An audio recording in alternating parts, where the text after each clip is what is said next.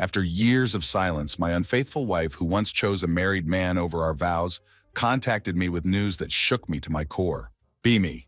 Coming home late from work on Tuesday evening. Need to grab some electrical tape from the garage. Should have been quick, just 5 seconds in and out. Walk into the garage, flick on the light, eyes land on plain cardboard box. Sitting on Lauren's side of the garage right next to her Toyota.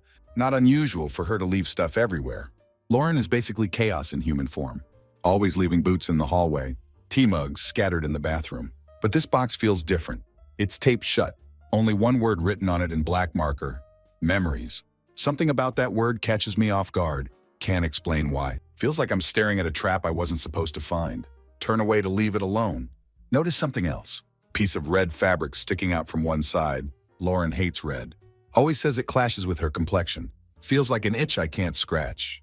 Against better judgment, kneel down. Pull at the fabric. Tape peels away with it. Box flaps open just enough. First thing I see is a man's leather jacket. Too big to be mine. Too worn to look new. Find a cheap heart necklace underneath. Looks like something from a convenience store. My hands move faster than my brain. Keep digging through the box. Photograph slips out from under the jacket. Lands face up on the concrete floor. See Lauren smiling in some bar I don't recognize. Her arms wrapped around a guy I've never seen. My stomach drops. Not just because they're standing so close. Not just because her head is tilted toward his shoulder. It's her smile. Haven't seen her smile like that in years. Not just happy. She looks free. Air suddenly feels too heavy to breathe. Don't even remember standing up or walking back into the house. Suddenly find myself in our kitchen, staring at my reflection in the microwave door, still clutching the photo in my hand. That's when I hear her car pull into the driveway. Lauren walks in a moment later, looking every bit like the polished woman I thought I married. Sets her designer purse on the granite counter, barely glances at me as she kicks off her heels. "You're home early," she says casually. Pulls out a bottle of sparkling water from the fridge. Don't respond. Instead, slide the photo across the counter toward her. She freezes. Her hand stops halfway to the bottle cap. "What the hell is this, Lauren?" My voice comes out quieter than expected, but every word hits like a hammer. Watch her eyes dart to the photo. Then back to me. For a split second, catch panic flashing across her face before it disappears, replaced by something colder. "Where did you find that?" she asks, her tone sharp like broken glass. "The garage," I say. "In a box labeled memories. Care to explain why you're cuddled up to some guy I've never met?" She rolls her eyes and lets out a laugh. A laugh that makes my blood run cold. "Oh, come on, Eric. That's from years ago before we even got married. Why are you digging through my stuff anyway?" "Don't turn this around on me," I snap. Slam my hand on the counter. The sound echoes through the kitchen. "This isn't about the box. It's about you lying to me." Her expression shifts again, this time to pure exasperation. She tosses the photo back at me like it's trash. "Lying? Are you serious? You're being paranoid, Eric. That photo means nothing. He was just a friend." God, you're so dramatic sometimes. That word dramatic set something off inside me. "Then why hide it?" I ask. My voice rising now. "Why the box? Why the jacket? If it's all so innocent, why does it feel like you've been hiding a whole other life from me?" Lauren stares at me for a long moment, her jaw tightening visibly. Then she does something I'll never forget. She smirks. Not a nervous smile, not a regretful grin, a full-blown, unapologetic smirk. "You really want to go down this road, Eric?" she says. Leans against the counter with a confidence that makes my blood run cold. "Because trust me, you're not going to like what you find." That was the moment I realized two things. First, Lauren wasn't going to give me answers, not without a fight. And second, I wasn't sure I wanted them. But it was too late now. The box was open. The day after I found the box, Lauren acted like nothing had happened. She hummed while making her morning green tea. Asked if I needed anything from the organic market, even kissed me on the cheek before heading out. Said she was going for a supposed brunch with the girls. Her calmness only infuriated me more. It was like my discovery and our confrontation had been a figment of my imagination. Spent the morning pacing through our house, replaying her smirk over and over in my head. That smug confidence. The way she didn't even bother to deny it outright. It all felt like a dare. By the time I got back to the garage, I was shaking. The box was still there, untouched. But now it felt like Pandora's box. Didn't want to open it again, but my anger overpowered my hesitation. Ripped it open fully this time, pulling out everything piece by piece. A pile of receipts from bistros I'd never been to. Concert tickets from a band I didn't even know she liked. A set of Polaroids. Lauren sitting on a man's lap, both of them grinning like idiots. And then I found the worst of it. A handwritten note, scrawled on the back of a hotel notepad. "Last night was incredible. I can't stop thinking about you. Can't wait to see you again. Kate. Kate. Who the hell was Kay? My head spins as I try to piece it together. The jacket, the photo, the note. It all points to something ongoing, something she hadn't buried in the past like she claimed. Then my phone buzzes. It's a text from Lauren. Forgot to tell you I'll be back late. Don't wait up. Love you. Love you. The words hit like a slap in the face. Stare at the message for a long time, anger boiling in my chest until it burns. Need answers. If she won't give them to me, I'll find them myself. Grab her laptop from the study, fully aware that what I'm doing crosses every boundary we ever set in our marriage. But this isn't about trust anymore. It's about truth. Doesn't take long to crack her password. Lauren was nothing if not predictable. Her go-to was our anniversary. First thing I check is her email. There are dozens of messages, mostly mundane, but one thread stands out. A conversation with someone named Kevin K. Click it. My heart pounding so hard it feels like it might burst. First message is from months ago. Hey babe, thinking of you. Let's do another weekend at the lake house soon. Her reply makes me sick. I'd love that. Let me figure out my schedule. Can't wait to see you again. The emails go on and on, each one more damning than the last. Photos of them together, messages about their time in hotels, plans for future trips. And then I see it. A recent email sent just 2 days ago. Kevin, I can't do this anymore. I'm feeling guilty about Eric. Call me when you can. The guilt. The guilt. Not regret, not shame. Just guilt about getting caught. Slam the laptop shut, breathing heavily, mind spinning with possibilities. Who was this Kevin? How long had this been going on? And what kind of person was I married to? Hear the front door open just as I stand up. Lauren's voice floats in from the hallway, casual and carefree. Hey babe, I'm back. Did you eat yet? Step into the living room, laptop in hand, wait for her to notice me. When she sees the look on my face, her smile falters. What's wrong? She asks, her voice just a little too sweet. Hold up the laptop. Kevin, who is he? For a moment, Lauren doesn't move. Then she lets out a sigh, her shoulders dropping like I just told her we were out of milk. Oh, for God's sake, Eric. Are we really doing this again? This isn't a game, Lauren, I snap. I know everything. The emails, the lake house, the goddamn Polaroids. How long have you been lying to me? Her eyes narrow. For the first time, I see something ugly flicker across her face. Annoyance. Not fear, not guilt. Just irritation, like I was a child throwing a tantrum. Fine, she says, crosses her arms across her chest. You want the truth? Kevin's a friend. Close friend. And yeah, maybe we got closer than we should have. But it's not like it meant anything. It didn't mean anything, I repeat, my voice shaking. You've been sneaking around with him for months, maybe years, and you expect me to believe it didn't mean anything? She rolls her eyes, her tone dripping with condescension. Oh, stop being so dramatic. You're blowing this way out of proportion. People have flings. It doesn't mean they don't love their spouses. The audacity of her words knocks the air out of me. Stand there staring at her, wondering how I had ever loved someone so cold, so calculated. She shrugs, grabs a crystal glass from the cupboard, pours herself a drink. If you're done playing detective, maybe we can have a civil conversation about this. But I was far from done. Lauren's casual dismissal of everything I just uncovered was the final straw. Her nonchalance wasn't just disrespectful. It was a slap in the face. She stood there sipping her drink, like we were talking about forgetting to take the trash out. Not the fact that she'd been sneaking around behind my back, but I wasn't letting her off the hook this time. My voice cold as winter. You want to have a civil conversation after I find out you've been screwing around with someone else? You think I'm just going to sit here and pretend this is normal? She sighs, sets her crystal glass down on the marble counter, does it with deliberate care, like she's handling a bomb. Eric, calm down. You're embarrassing yourself. I already told you. Kevin and I got too close, but it's not like we're running away together. It's done. Over. Can we just move on? Move on? I bark. Step closer to her. Can smell her expensive perfume. Do you even hear yourself? You don't just get to sweep this under the rug, Lauren. You've been lying to me for God knows how long. And you expect me to act like it's nothing. Her eyes flash. For the first time, I see her mask slip. The smugness gives way to something sharper, more dangerous. Fine, she snaps, crosses her arms tightly.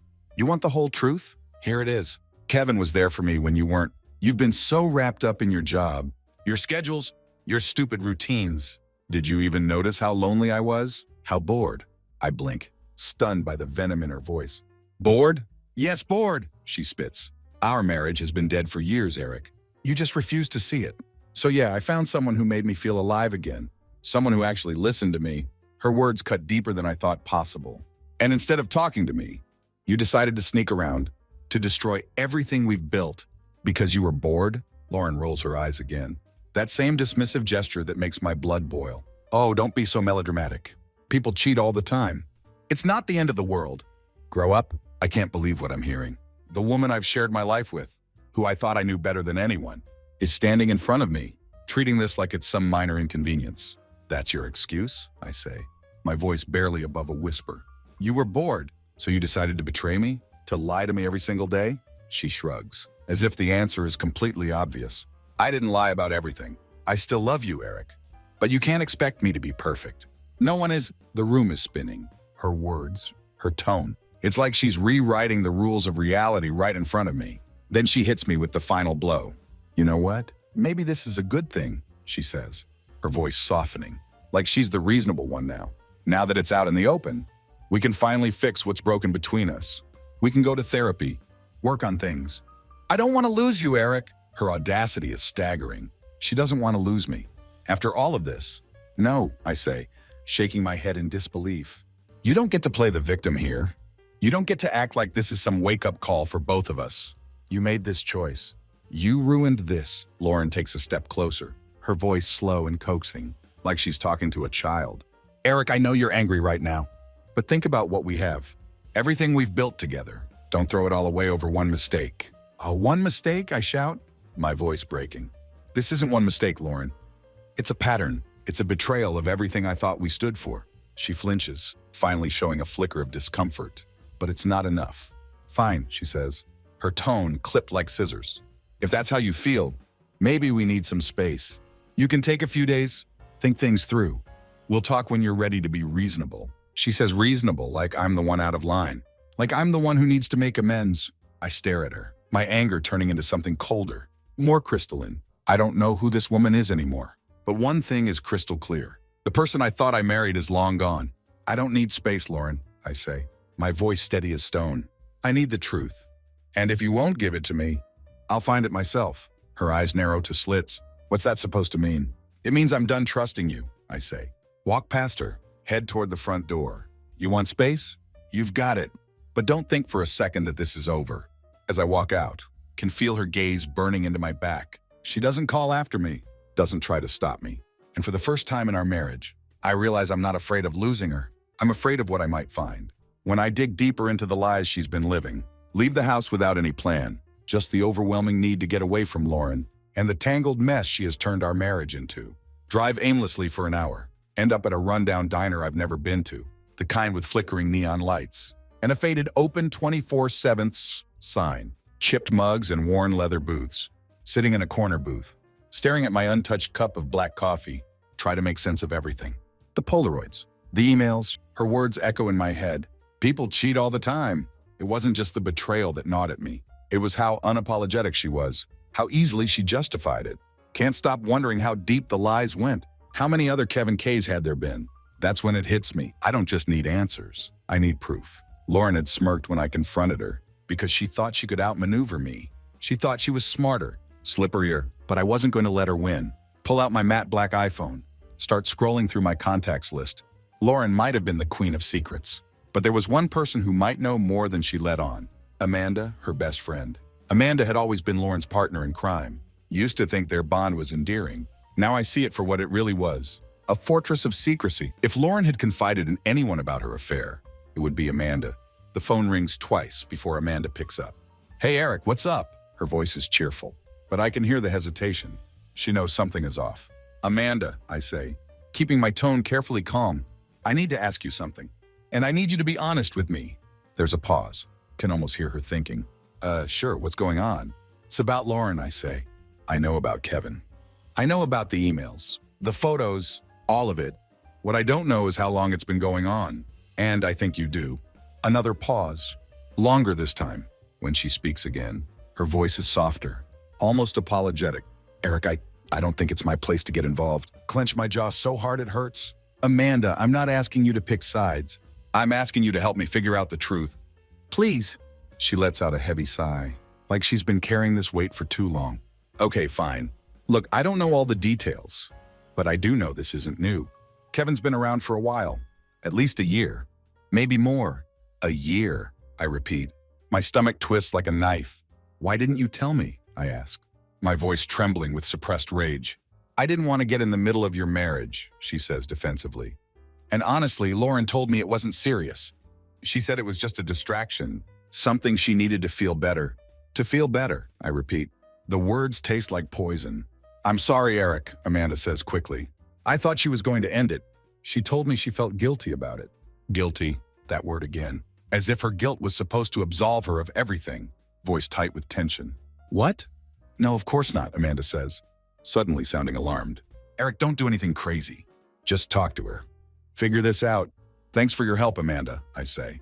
End the call before she can respond. Sit there for a long time, staring at my phone screen. Amanda's confirmation of the timeline solidifies what I already knew. Lauren's betrayal wasn't a momentary lapse in judgment. It was deliberate, calculated, and ongoing, but I still needed more. Pull up her emails again. Search for anything that might lead me to Kevin. Most of the messages are frustratingly vague, but one catches my eye. A confirmation for a hotel booking. From 2 months ago. The name on the reservation isn't Lauren's, it's Kevin's. The Crimson Bay Hotel, only a 2-hour drive away. Feel a surge of adrenaline as I stand up. Throw a 20 on the diner table, head for my car. Don't know exactly what I'm looking for, but I know one thing for certain. I'm not going to sit back. Let Lauren spin her lies anymore. She wanted to play games. Fine. I'll play, but I'm going to find out the truth, no matter how ugly it is. The drive to the hotel is a blur. My knuckles turned white against the leather steering wheel. Mind racing through every possibility of what I might find. What would I even do if Kevin was there? Confront him? Yell? Fight? I have no answers. Only the undeniable pull of needing to see this through. The hotel is an unremarkable chain spot, tucked off the interstate highway. Kind of place people stay for a night, hoping to remain unnoticed. As I pull into the parking lot, my phone buzzes with a text from Lauren. Hey, where are you? Haven't seen you all day? Ignore it. The lobby is quiet when I walk in. The receptionist barely glances up from her glowing computer screen. Feel out of place in my wrinkled Oxford shirt and faded jeans, but I don't care. I'm a man on a mission, and I'm not leaving without answers. The email I found had included the room number, 218. Take the stairs 2 at a time. The tension in my chest building with every step. When I reach the door, I hesitate for a moment, my heart pounding so loudly, I can hear it in my ears. This is it, the moment where the truth would finally stare me in the face. Knock on the polished wooden door. Nothing. Knock again. Harder this time. Still nothing. Part of me wants to turn around and leave, walk away before I do something I'd regret. But the stronger part of me, the one that can't let this go, won't back down. Try the handle. Locked? Look up and down the carpeted hallway, making sure I'm alone. Crouch and peer through the keyhole. At first can't make out anything in the dim light, but then I see it. A suitcase open on the king-sized bed, clothes spilling out. Someone had been here recently. The sound of the elevator dinging behind me snaps me out of my trance. Turn just in time. See a man stepping out. A man who matched the face in the Polaroid photos. It was him, Kevin. He freezes when he sees me, his expression shifting from confusion to recognition. In an instant, "You're Kevin," I say, my voice low and steady. He doesn't respond. But the way his jaw tightens is all the confirmation I need. "I think we need to talk," I say. "Step closer." "I don't know who you are, man," he says, his voice defensive. "You don't?" I scoff. "That's funny." "Because you've been spending a lot of time with my wife." His face pales. For a second, I think he might bolt. But then he squares his shoulders, trying to regain his composure, raising his hands in mock surrender, gold wedding band glinting on his finger. "She told me you guys were separated." I laugh bitterly, the sound echoing in the empty hallway. "Separated? Is that what she told you?" He hesitates, then nods slowly. "Yeah, she said things were over between you two, that you were just living together for convenience." Convenience. The word makes my stomach churn. "Well, she lied," I say sharply. "And now you're going to tell me everything." Kevin's eyes dart to the staircase, weighing his chances of escape. Step closer, cutting off his path. "I don't want to fight you," I say. "I just want the truth. How long has this been going on?" He sighs, glances down at his expensive Italian loafers. "About a year," he admits reluctantly. "We met at some work event. Started casual. But I don't know, man. She made it seem like she wasn't happy with you. Like she needed someone who actually cared." His words hit like a punch to the gut, but I refuse to let it show. "And you believed her?" "She's a good liar," he mutters. "No kidding," I say dryly. We stand there in tense silence. For a moment, the weight of the situation settling between us.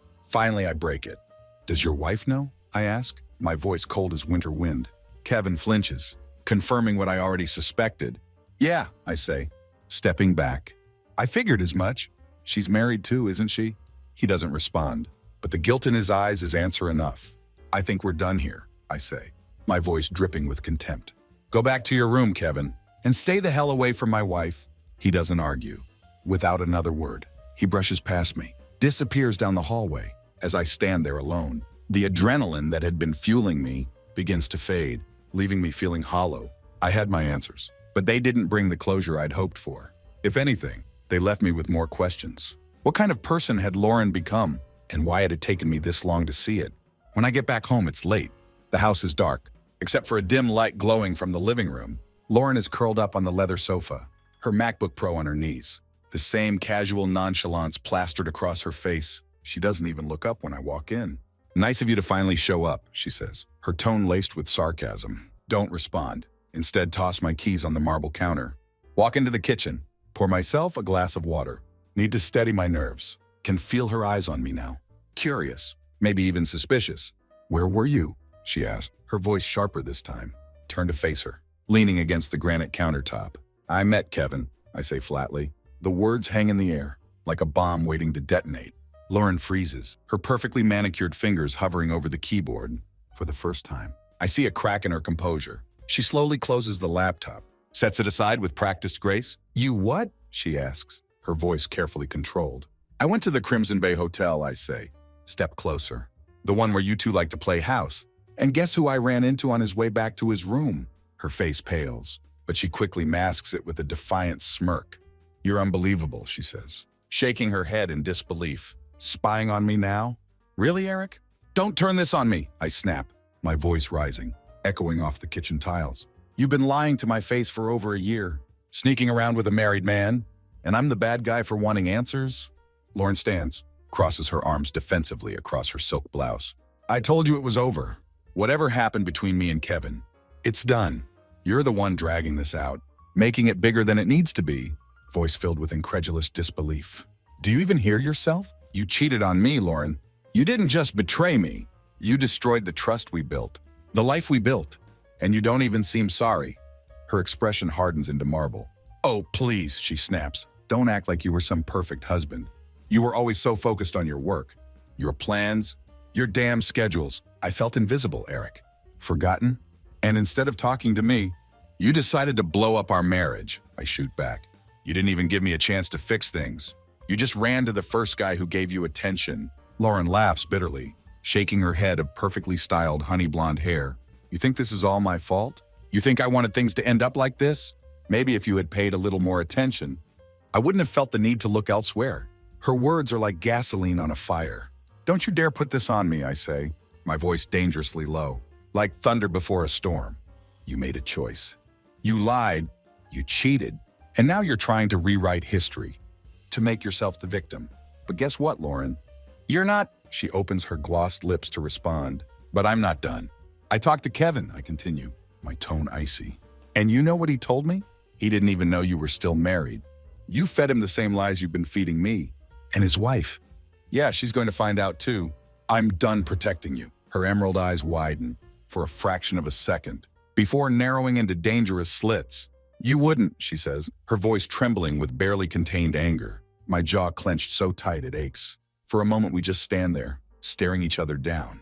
The silence between us filled with years of resentment and betrayal. Then Lauren does something I didn't expect. She laughs, not a nervous laugh, not a regretful laugh, a cold, mocking laugh. That sends chills down my spine. You think you're so righteous, she says, her voice dripping with venom, like a cobra ready to strike. But you're not as innocent as you like to pretend, Eric. You've made your fair share of mistakes too. Don't forget that. Whatever I've done, I say firmly, standing my ground. I've never betrayed you. I've never lied to you. And I sure as hell have never treated you the way you've treated me. She rolls her eyes, perfectly lined with expensive mascara, picks up her rose gold MacBook. Fine, she says. If you want to play the martyr, go ahead. But don't expect me to grovel at your feet. I'm not sorry for finding someone who actually made me feel alive again. Her words hit me like a physical slap. But they also solidify something in me. Something that had been building, Since the moment I found that box in the garage. I hope he was worth it, I say quietly. Turn toward the Maplewood stairs. Where are you going? She calls after me, her tone dismissive, like she's speaking to a troublesome child. To bed, I say, without looking back. And tomorrow I'm calling a lawyer. Her silence follows me up the stairs. And for the first time in years, I feel like I'm taking control of my life again. But as I lay awake that night, staring at the textured ceiling, I can't shake the feeling that this isn't the end. Lauren isn't the type to go down quietly, and I have a sinking suspicion that the worst is still to come. Next morning, I wake up early, exhausted but resolute. Lauren is nowhere to be seen, and for once I'm grateful. Sit in the quiet kitchen, nursing a cup of French press coffee, staring at the blank screen of my Lenovo laptop. Every logical part of me says to focus on one thing, contacting a lawyer. But Lauren isn't predictable. She's cunning, and I know her well enough to expect retaliation. By 9 a.m., I have a consultation scheduled with a divorce attorney named Jennifer Gray. She comes highly recommended, efficient, discreet, and from what I'd heard, an absolute bulldog in court. As I dial her office, Lauren walks in, already dressed in a tailored charcoal pantsuit, radiating smug confidence. "Oh, look at you," she says, glancing at my laptop screen, a predatory smile playing on her lips. "Big plans today, Eric?" I ignore her, hold up a finger. As Jennifer's assistant picks up the call, "Hi, I'd like to schedule an appointment with Miss Gray."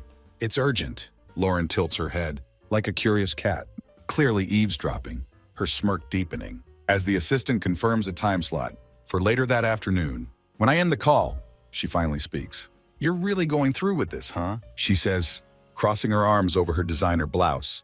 "Yes," I say firmly. "I'm done playing your games, Lauren."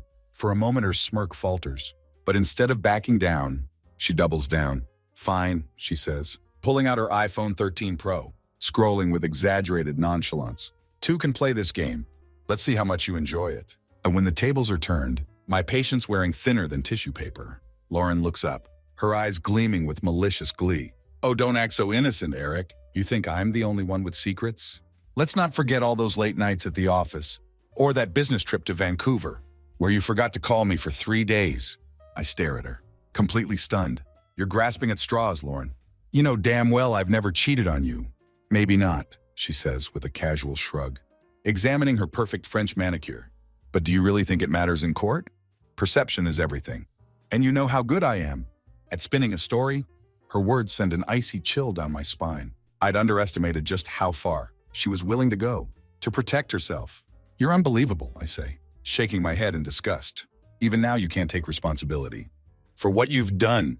"Responsibility?" she shoots back, her voice rising like a storm surge. "I'm not the one trying to blow up our lives over a fling. You're the one who's acting like a saint. But let's not pretend you're perfect. You're boring, Eric. Predictable. And maybe if you'd put half as much effort into this marriage as you do into your pity party, we wouldn't be here." The venom in her voice is shocking, but it also gives me clarity. Lauren isn't trying to save our marriage. She's trying to control the narrative.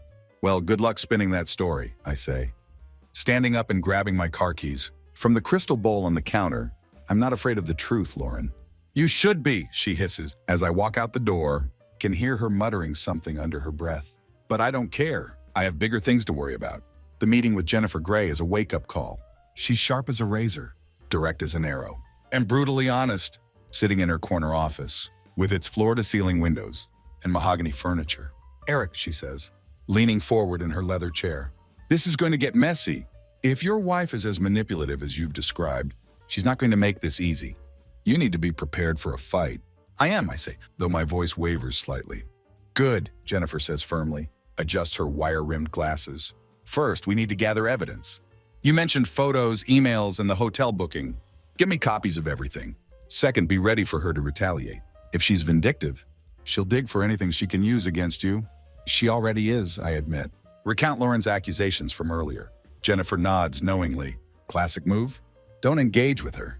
Let her dig her own grave. Just focus on protecting yourself. I leave her office feeling a mix of dread and determination. Lauren had underestimated me for too long, but I wasn't going to let her walk away unscathed. When I get home, the first thing I notice is the smell. Lauren's signature Chanel perfume, a sign she'd been in every room, leaving her mark, like a predator staking its territory. On the granite kitchen counter, a piece of cream-colored stationery sits, neatly folded. Open it, my stomach tightening as I read her elegant handwriting. If you want a war, Eric, you've got one. Don't say I didn't warn you. For a moment, I just stand there, the paper trembling in my hands. Lauren isn't backing down. She's escalating. And as much as I hate to admit it, part of me respects her audacity. But if she thinks I'd roll over and let her rewrite the story, she doesn't know me at all. Grab the note, crumple it in my trembling fist, make my way to the garage. There's still one card I haven't played yet, the box of memories. If Lauren wants war, I'm going to give her one she won't forget. Lauren's note feels like a declaration of war, and I'm not about to be caught off guard. If she wants to play dirty, I'll match her move for move. Grab the cardboard box from the garage, haul it into the house, past the framed photos of happier times, dump its contents onto the dining room table, the mahogany surface now covered like a crime scene, the Polaroids, the receipts, the cheap heart necklace, all of it spread out before me. It isn't just evidence anymore. It's a window into the double life Lauren had been living. Take photos of everything, cataloging each piece like a detective, building a case. The handwritten note from Kevin is especially damning as I stare at the words. A twisted idea begins to take shape. If Lauren wants to manipulate the narrative, I'll control it before she can. The next morning, send Kevin a carefully worded text. We need to talk. I have an offer you might want to hear. It's in both of our best interests. He replies an hour later. What kind of offer? Meet me, I text back. You won't regret it. We agree to meet at a quiet coffee shop. On the edge of town, the kind of place where no one pays attention to hushed conversations. Kevin looks uneasy when he arrives. His hands shoved deep into his designer jacket pockets, face pale under the fluorescent lights. When he spots me, he hesitates. Before sliding into the chair across from me, what do you want? He asks, his voice low and wary, leaning back in the wooden calf chair. I'm not here to fight. I'm here to make a deal.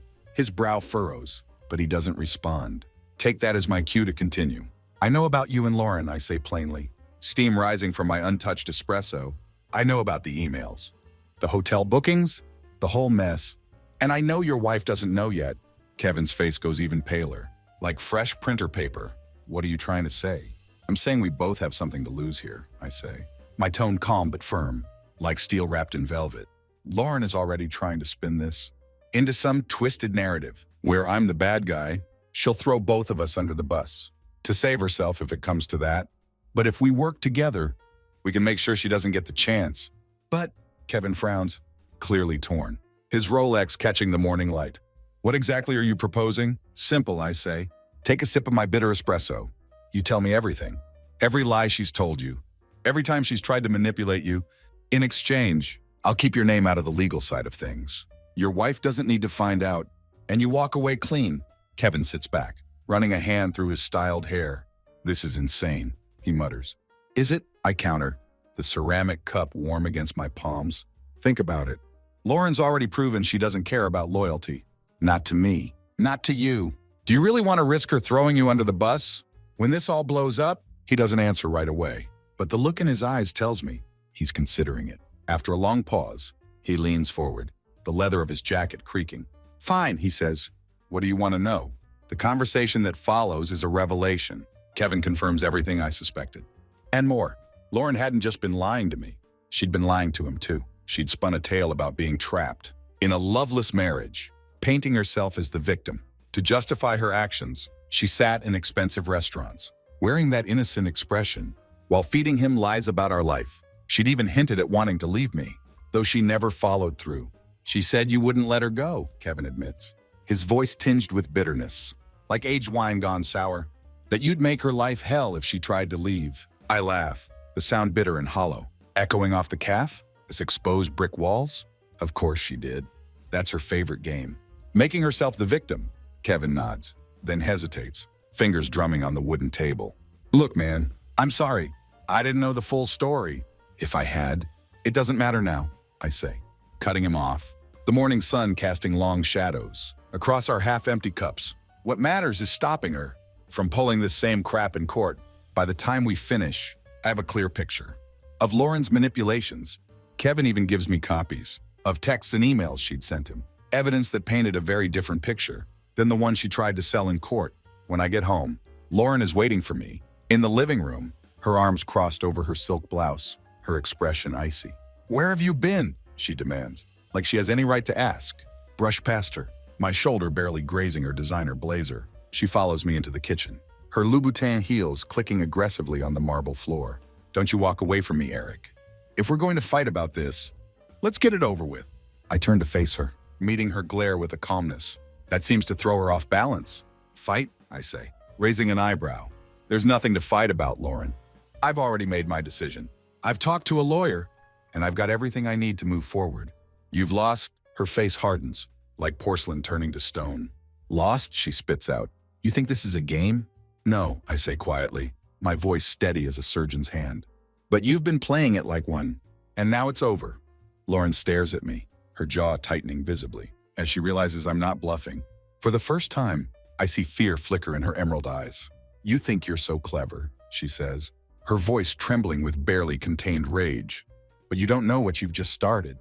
Maybe not, I say. Step closer, until I can smell her expensive perfume. But I know one thing for sure. You're not in control anymore. I am. As I walk away, feel the weight of months, maybe years of manipulation, finally lifting. Lauren could fight, claw and scheme all she wanted. But I wasn't backing down. She wanted a war. Now she had one.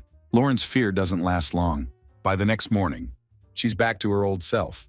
Arrogant, sharp-tongued, ready to counter every move I make. Over breakfast, she plays the perfect picture of calm composure, sipping her organic green tea from her favorite bone china cup, while scrolling through her rose gold iPhone. Can feel her watching me, out of the corner of her eye, like a lioness stalking its prey. You know, she finally says, breaking the tense silence. I've been thinking, maybe you're right. Maybe this marriage is over. Don't look up from my plate of untouched eggs, Benedict. Glad we agree on something. Her smile is small, almost pitying, like she's dealing with a child. It's funny, though. You seem so confident, like you've already won. But you're forgetting one little thing. I raise an eyebrow, the sterling silver fork pausing halfway to my mouth. Oh, what's that? Perception, she says, leaning back in her chair, the morning sunlight catching her diamond earrings. You might think you have the upper hand, but in court, it's not about what's true. It's about what people believe. And let's face it, Eric, you've never exactly been a people person. Her words are meant to rattle me, but instead they clarify my resolve. She's banking on her charm, her ability to manipulate. She thinks she can spin this into a sob story, paint herself as the victim, while I come off as the cold, detached husband. She has no idea what I have in store. That afternoon, Jennifer and I meet. In her corner office overlooking the city, the setting sun casting long shadows through the floor-to-ceiling windows. Hand over everything I've gathered, the photos, the emails, and Kevin's texts, every piece of evidence. That shows Lauren's true nature.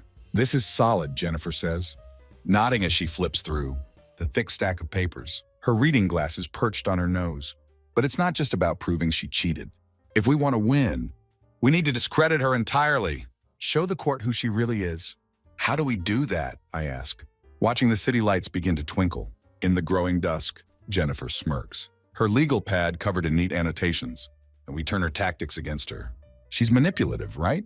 A liar. Let's show that to the judge. She wants to control the narrative. Fine. We'll rewrite it. The next few days are a whirlwind. Focus on gathering everything Jennifer needs, while Lauren ramps up her own campaign. She starts dropping little comments. Whenever we're in the same room, planting seeds of doubt, like poisonous little flowers. Hope you're ready for what's coming, she says, with that infuriating smirk. Or, you think you're so clever?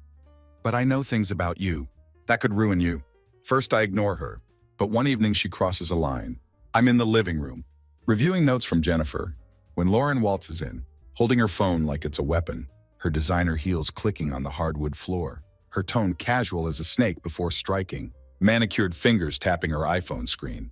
Kevin told me you've been harassing him, perfect eyebrows raised in mock concern. Showing up at his hotel, threatening him. That's not going to look good for you, Eric. I laugh, the sound sharp and humorless, like breaking glass. Harassing him? Funny. Because he's the one who gave me everything. I need to prove you've been lying. To both of us. Her smirk falters, like a crack in perfectly applied makeup. What are you talking about? I stand up, close the gap between us, legal papers rustling in my hands. Kevin was more than happy to throw you under the bus. Once he realized how much you'd lied to him. I have the texts, the emails, everything. So go ahead, spin your little story. But when the truth comes out, you'll be the one left with nothing. Lauren's face twists with fury, her perfectly composed mask slipping. like an avalanche in slow motion. "You bastard," she hisses, through perfectly whitened teeth. "And you're a liar," I shoot back, standing my ground. But the difference is, I can prove it. For the first time, Lauren seems genuinely rattled. She backs away, her Manolo Blahnik stumbling slightly, her usual confidence replaced by something closer to desperation. "This isn't over," she says, her voice shaking like autumn leaves. "Oh, I know," I say, my voice calm as still water. "But it will be. And when it is, you'll wish you played this differently." That night, the house is eerily quiet, like a tomb sealed shut. Lauren doesn't try to provoke me again, but I can feel the tension in the air. She's plotting something. Can see it in her eyes. Around midnight, as I lay in bed, staring at the textured ceiling, my phone buzzes on the nightstand, the blue glow illuminating the darkness. Frown and sit up, grabbing it from the polished wood surface. It's a message from an unknown number. "You need to talk to me now." "It's about Lauren." Stare at the screen, my heart pounding against my ribs, like a caged bird. Who the hell was this? Another message comes through, before I can respond. It's Kevin's wife. For a moment, I can't breathe. Kevin's wife. How had she gotten my number? And why was she reaching out now? My hands slightly shaking. Text back quickly. "What do you want?" Her reply is immediate, like she's been waiting, fingers hovering over the keys. "The truth. Meet me tomorrow, 10 a.m. at Riverside Park. Don't tell Lauren." Stare at the message, my mind racing through possibilities. This could be a trap, Lauren's latest manipulation, or it could be exactly what I needed to finish what Lauren had started. Either way, I was going to find out. Set my phone back down, the message glowing like a beacon. In the darkness of our bedroom, tomorrow would bring answers.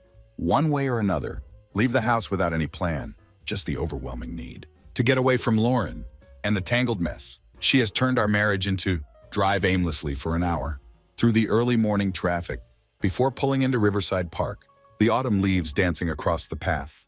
I arrive early, sitting on a weathered wooden bench, with a clear view of the entrance, my heart racing as I scan. Every passerby, waiting for someone who might fit the bill of Kevin's wife.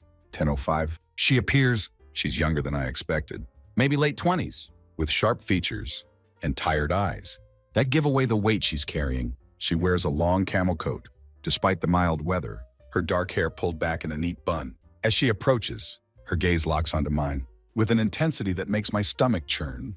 "Eric?" she asks, her voice steady but guarded, like she's testing the waters. I nod slowly. "And you're Kevin's wife?" "Megan," she says, extending a hand. Her grip is firm but cold. Like winter rain, we sit on the bench, an awkward silence stretching between us, as she fidgets with her designer purse. The morning joggers passing by. Oblivious to our tension, finally, she pulls out her phone, latest model iPhone, protected by a cracked case, and hands it to me. "Read this," she says, voice tight with suppressed emotion. I hesitate. Before scrolling through the messages on her screen, they're between her and Kevin, long threads of arguments, apologies, and finally, the bombshells. One message stands out, like a neon sign in the dark. "I need to tell you something. I've been seeing someone. Her name's Lauren." My breath catches. As I keep reading, I thought she was different, but she lied about everything. About her husband, about their marriage. She's manipulating all of us. Hand the phone back, my hands trembling slightly, like leaves in an autumn breeze. "So you know everything?" I say quietly, the morning sun harsh against my eyes. Megan nods, her jaw tight as a wire. Enough to realize I've been played by him and by her. For a moment, neither of us speaks, just the sound of distant traffic and birds in the park trees. Then she turns to me, her eyes blazing with determination, like struck matches. "What are you planning to do?" she asks, voice sharp as cut glass. "Divorce," I say simply. "I'm already working with a lawyer. I've got evidence, photos, emails, texts. Lauren's not getting out of this clean." Megan nods slowly, processing every word. "Good, because I'm not letting Kevin off the hook either. He's been feeding me lies for years, and I'm done." Her words give me a strange sense of solidarity. We're strangers, brought together by betrayal. But in this moment, it feels like we're on the same team. My coffee cup cooling untouched beside me. "Because Lauren called Kevin last night," she says, her voice tight with suppressed anger. "She what?" "She's panicking," Megan replies, running a manicured hand through her hair. "Told him she's afraid you're going to ruin her life." She begged him to keep quiet, to stick to her version of the story. If this goes to court, Lauren's manipulation knows no bounds. Even now, she's trying to control the narrative. pulling Kevin's strings to cover her tracks. "What do you want from me?" I ask. A jogger passes by, his footsteps crunching on fallen leaves. Megan hesitates, then leans in closer, the scent of her expensive perfume drifting over. I want her exposed, both of them, if I'm being honest. But Lauren, she's the real puppet master here. I've been digging through Kevin's emails, and well, take a look. She hands me her phone again, this time opening a folder of saved emails. What I see makes my blood run cold. There are messages from Lauren to Kevin that go far beyond what I'd uncovered. Conversations about how to handle me, about using their affair as leverage to secure her freedom. One message is especially damning. Eric doesn't suspect a thing. "If we play this right, I'll come out on top. I'll handle him. You just stay quiet." She's a predator, Megan says, her voice shaking with barely controlled rage. "She used him just like she's using you, and I want her to pay for it." We spend the next hour sharing details, piecing together the timeline of Lauren's lies and Kevin's complicity. Megan even agrees to testify, if it comes to that, though I assure her I'd try to keep her involvement to a minimum. As we wrap up, Megan stands, her camel coat swishing softly, gives me a long, searching look, her dark eyes full of shared pain. "Eric," she says, her voice softening like morning mist, "I'm sorry you're going through this, but I'm glad we're not letting them get away with it." "Me too," I say, offering a small, grim smile, like a battle scar healing. She nods once, decisively, and walks away, her figure disappearing into the morning crowd. When I get home, Lauren is waiting for me, in the pristine kitchen, her arms crossed over her silk blouse, her expression stormy as a winter sea. "Where the hell were you?" she demands, her Cartier watch glinting in the sunlight. I don't answer. Instead, drop my leather messenger bag on the counter, meet her glare with a calm, steady gaze. "I know everything, Lauren," I say quietly, every word precise as a surgeon's cut, every lie, every manipulation. I've got the proof, and so does Megan. Her face blanches. At the mention of Megan's name, like all the blood's been drained out. "Megan," she whispers, her voice barely audible, above the humming refrigerator. "That's right," I say. Step closer. The granite island between us, like a barrier. "Kevin's wife, she knows about you, about him, about everything." Lauren's composure cracks, panic flashing across her face. Quick as summer lightning. "Eric, wait," cutting her off like a blade. "You don't get to talk your way out of this. You've spent years lying to me, tearing apart everything we built. And for what? For this?" She opens her perfectly glossed lips to respond, but no words come out. "This ends now," I say firmly, my voice echoing off the marble countertops. "You want a war? You've got one. But trust me, Lauren, you've already lost for the first time." Lauren looks truly defeated. Her shoulders sag, like a marionette with cut strings, her emerald eyes darting away from mine, as she mutters something under her breath. "You don't understand?" "Oh, I understand perfectly," I say, my voice cold as winter frost, and so will the judge. As I walk out of the room, leaving her standing there, in her expensive designer outfit, among our carefully curated kitchen, I feel something I hadn't felt in months. Power. Lauren's web of lies is unraveling, and this time, she has nowhere to hide. Lauren doesn't take defeat lightly. By the next morning, she has transformed into someone I barely recognize. Desperate, erratic, cornered, she's pacing the kitchen. When I walk downstairs, her honey blonde hair tied back haphazardly, her manicured hands clutching, her rose gold iPhone, like it's a lifeline. "You've been talking to her, haven't you?" she says, the moment she sees me, her Louboutins clicking against the floor, like angry exclamation points. I don't bother playing coy. Standing in our sun-drenched kitchen, yes, Megan and I compared notes. "Turns out you've been lying to both of us." Lauren lets out a bitter laugh, shaking her head of perfectly styled hair, her diamond earrings catching the morning light. "You're unbelievable, Eric. Teaming up with her, you don't even know her. And I didn't know you either." "Apparently," I shoot back, my reflection fractured in the stainless steel fridge. Her face twists in frustration, like a beautiful mask cracking. "Do you even realize what you're doing? You're blowing up everything we've built. For what? To feel like you've won?" "No, Lauren," I say, my voice cold and precise, like an ice pick. "I'm not doing this to win. I'm doing this because I finally see you for who you are." She slams her phone down. On the granite countertop, the sound sharp as a gunshot. "Oh, cut the righteous act? You're no saint, Eric. You've spent our entire marriage putting yourself on some pedestal, acting like you're so much better than me. Newsflash, you're not." "Maybe not," I say. Step closer, the morning sun casting long shadows. between us like bars. But I never lied to you. I never betrayed you. And I sure as hell never tried to destroy you. The way you've destroyed me. Her hands ball into fists. At her sides, perfectly manicured nails digging into palms. You want the truth? Fine. You were boring, Eric.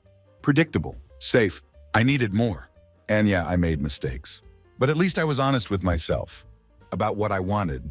The word's bitter as black coffee. You're not honest with anyone. Not with Kevin. Not with Megan. And certainly not with me. Lauren opens her mouth to respond, but her phone buzzes on the counter. Cutting her off? She glances at the screen, her eyes narrowing like a cat's. Who is it? I ask. The morning light harsh through the windows. She doesn't answer. Quickly swipes the screen. Turns away. Her silk blouse rustling softly. You can't even stop lying now, I say. My voice sharp as broken glass. Let me guess. It's Kevin, isn't it? What's he saying this time? Telling you to stick to the script? Her shoulders stiffen, like a statue coming to life. She whirls around to face me, her designer heels pivoting on the marble floor. You don't know what you're talking about. Don't I? I say. Step closer. The granite island between us, like a battlefield. I know you've been trying to get him. To cover for you? I know you've been begging him. To keep quiet. But guess what, Lauren? He's done with you. Just like I am. Her face crumples for a moment, before hardening into a mask of defiance, like porcelain glazed with ice. You think this is over? She says, her voice trembling with rage. You have no idea what I'm capable of, Eric. If you think you're going to walk away from this unscathed, you're dead wrong. Standing my ground in our sunlit kitchen. Not with me. And not with anyone else. You're out of moves, Lauren. She lets out a humorless laugh, shaking her head. Morning light catching her diamond studs. You think you're going to come out of this looking like the hero? Please. The courts don't care about your sob story. They care about facts. And I've got plenty of those. To paint you as the cold, inattentive husband who pushed me away, crossed my arms across my chest. My wedding ring catching the light like a bitter reminder. Go ahead, try. But I've got the texts, the emails, the receipts, and now I've got Megan too. You won't spin your way out of this. Lauren's face turns pale, like fresh snow, and for the first time, I see true fear in her eyes. You're bluffing, she says, but her voice lacks conviction. Like a broken string on a violin. You know I'm not, I say. Hold her gaze steadily. She backed away, shaking her head, her perfectly styled hair coming loose. You don't understand, Eric. If you go through with this, you'll destroy me. Feel a flicker of pity, but push it down. Like crushing a dying ember. She had made her choices, and now she was facing the consequences. I didn't destroy you, Lauren, I say quietly, the kitchen clock ticking in the background, like a countdown. You did that to yourself. That afternoon, I sent Jennifer everything Megan had shared, the emails, the texts, and the damning proof of Lauren's manipulation. With Megan's testimony, we had a case so strong, it would be nearly impossible. For Lauren to fight, it had been weeks. Since I received Lauren's chilling letter, the divorce process was underway, and Jennifer assured me we had everything we needed to crush any argument Lauren might make. Kevin's cooperation, Megan's testimony, and the mountain of evidence I'd collected painted a picture so clear, even Lauren's charm couldn't save her. Lauren had gone quiet since that day. Too quiet. I was on edge, waiting for her next move, but nothing came. No texts, no surprise confrontations, just silence. It was unsettling, like the calm before a storm. Then 6 years to the day, since we'd stood in front of friends and family, exchanging vows in that garden venue. My phone rings. The number unknown. I hesitate, my thumb hovering over the decline button. But something tells me to answer. Hello? I say cautiously, my voice echoing in the empty house. For a moment there's silence. Then a voice I hadn't expected to hear. Speaks low and hesitant. Eric. It was Lauren. Feel my stomach tighten, my grip on the phone turning knuckle white. What do you want? I ask coldly. The ticking of the wall clock, suddenly deafening. There's a long pause on the other end, then a shaky breath. Like someone about to dive underwater. I need to talk to you. My voice hardening like cement. After everything you've done, you think I want to hear anything you have to say? Please, she says, her voice cracking like thin ice. This isn't about us. It's about him. Him? Feel my pulse quickening. Kevin, my heart races. Suspicion and curiosity, battling for dominance. What about him? Lauren hesitates again, the silence heavy with tension, then finally blurts it out. He's married, Eric. He lied to me too. Everything he said, it was all lies. I let out a bitter laugh, the sound echoing in my empty study, shaking my head even though she couldn't see me. And what? You expect me to feel sorry for you? You're just now realizing what kind of man you were sneaking around with. No, she says quickly, her words tumbling out, like water over rocks. I don't expect anything from you. I don't know what to do. He won't leave me alone. Her words catch me off guard. What do you mean? Won't leave you alone? Lauren's voice drops to a whisper, like she's afraid someone might overhear. He's been calling me, texting me, showing up at my work. He's obsessed, Eric. I lean back in my leather chair, trying to process what she's saying. My voice sharp as winter wind, the desk lamp casting shadows. Across my mahogany desk, because I don't know who else to turn to, she admitted, her voice small and fragile, like spun glass. You're the only person who knows the whole story. I let out a slow breath, anger and disbelief, swirling inside me, like storm clouds. So let me get this straight. You cheated on me with a married man, lied to both of us. And now that it's backfiring, you're coming to me for help? Are you hearing yourself, Lauren? I know, she says, her voice barely audible. Through the static of the phone line, I know how this sounds, but I don't have anyone else, Eric. Please. I'm scared. Her fear sounds real, and for a moment, I feel a pang of pity, like an old wound reopening. But then I remember everything she'd done. Every lie, every betrayal, every ounce of pain she'd caused. This is your mess, Lauren, I say, my voice cold as Arctic ice. You made your choices. Now you get to deal with the consequences. She doesn't respond right away. And for a moment, I think she's hung up. But then she speaks, her voice trembling like autumn leaves. You're right, she says. I deserve this. But I'm sorry, Eric, for everything. For what I did to you? I know it doesn't change anything, but I needed to say it. Her words hang in the air, like heavy mist. Feel a strange mix of emotions. Anger burning hot as embers. Sadness deep as ocean trenches. And unexpectedly, a small sense of closure. I don't forgive you, I say finally, the words tasting like bitter medicine. But I hope you figure out how to fix your life. Just don't drag me into it anymore. There's silence on the other end, long and weighted, like lead. Then a quiet, goodbye, Eric. And then the line goes dead. As I sit there, staring at the darkened phone screen, feel an overwhelming sense of finality. Lauren's call wasn't just an apology. It was the last thread of our broken marriage, snapping for good. For the first time in months, I feel free. Lauren had called me, after 9 years of marriage, 9 years of lies, to admit her defeat. She had been broken by the very game she played. And while part of me wanted to take satisfaction in that, another part simply felt tired. Stand up, walk to the window, stare out at the world beyond, the city lights twinkling like distant stars. It feels like a new beginning, one I hadn't chosen, but was finally ready to embrace. Lauren's war was over, and I had won not by fighting back, but by walking away.